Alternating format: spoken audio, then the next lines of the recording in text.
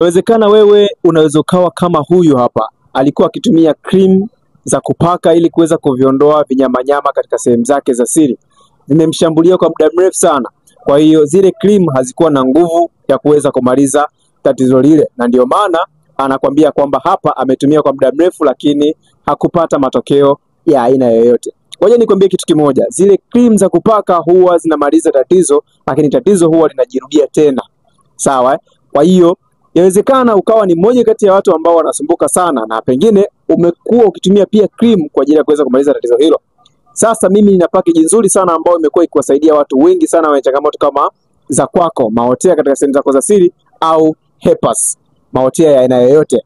Kwa hiyo unatumia dozi ndani ya mwezi mmoja, zitakusaidia kwenda kumaliza tatizo hilo kuanzia kwenye vyanzo vya tatizo, na baada ya hapo changamoto hiyo inaweza ikaisha. Ukiendelea kutumia hizo dawa za cream, hautokuja uweze kumaliza changamoto inayokusumbua.